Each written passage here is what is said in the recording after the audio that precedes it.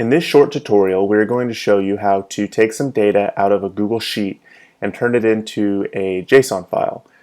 This is a great way to export JSON data if you need a lightweight framework like a Google Sheet, or if you were to input some form data using a Google form and wanted to do some dynamic data munging or whatever with it. This is a nice alternative to some of the heavier end back-end type setups. So what we can do is just come into our Google Drive.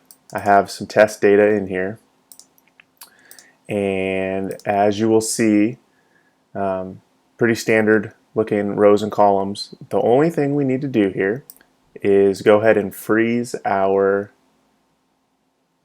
column names. So I'll do that there. And then what we need to do is come into the tools, and the script editor option here allows us to run some JavaScript that can interact with the data from our sheet. So to do that, we can come over here to this gist, which I will link up in the bottom of this video.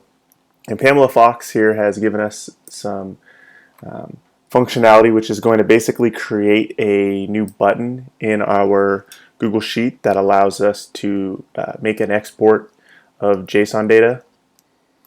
And you can read her blog post, which is here, and it does pretty much the same thing as this video, which is just going to walk you through how easy this is. So I'm just going to copy paste this in here, save it.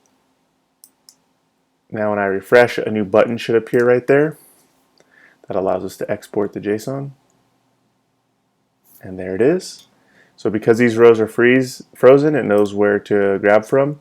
You can export it as a sheet, all sheets, which we only have one, or you can do some custom configuration. So for this example, we're just going to export this one sheet, and there we go.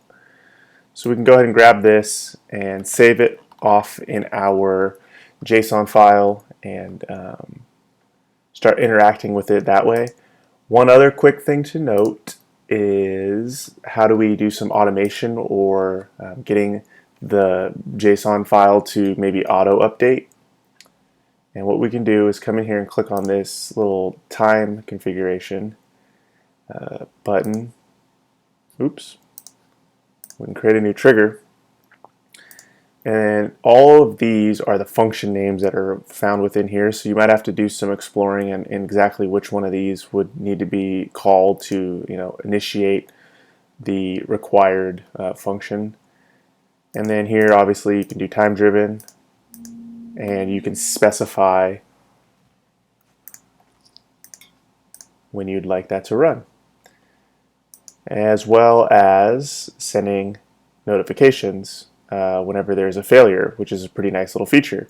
So anyways, here's just a short tutorial on how to turn spreadsheet data like this into a JSON file.